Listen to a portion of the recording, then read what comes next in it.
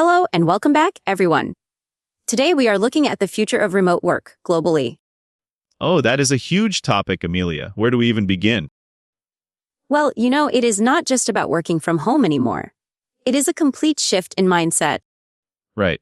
So, what are the main trends you see shaping this future?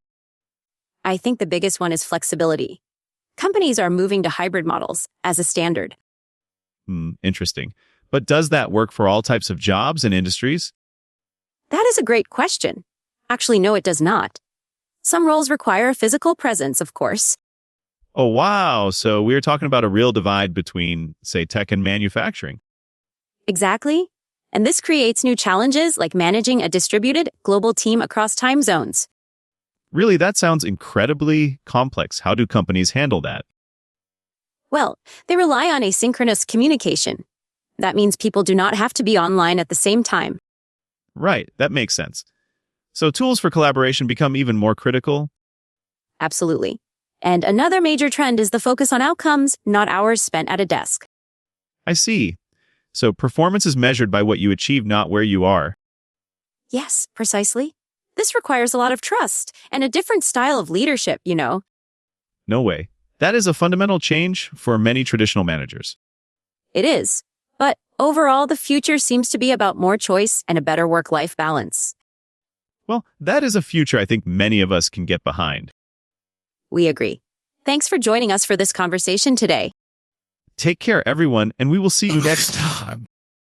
And we'll see a bigger focus on results, on output, not just on hours spent at a desk.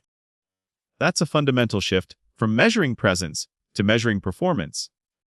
It is. But there is a potential downside we should mention: the blurring of work and home life. A very important point. Without a clear separation, people can struggle to switch off. So, future policies might need to include, the right to disconnect, to be offline after work. That's already law in some countries. I think we'll see more of that.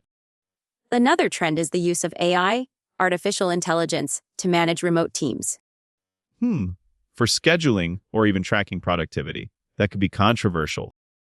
It could. Trust between employers and employees will be crucial for any of this to work. So, to sum up, the future is hybrid, global, and focused on outcomes, not office attendance. Yes, but it requires new skills from everyone. Managers need to lead differently. And workers need to be proactive in communication and in setting boundaries. It's an exciting and challenging new world of work. What's your final thought, James? My final thought is this: the office isn't dead, but its purpose is changing from a daily requirement to a hub for collaboration. Well said. The office becomes a place you go to for specific reasons, not just because you have to. Exactly. And that, I think, is a positive change for many people around the world. We've covered a lot today. Thank you for joining us for this global chat. Thanks for listening. If you have thoughts on remote work, we'd love to hear from you. You can find us on our website or on social media.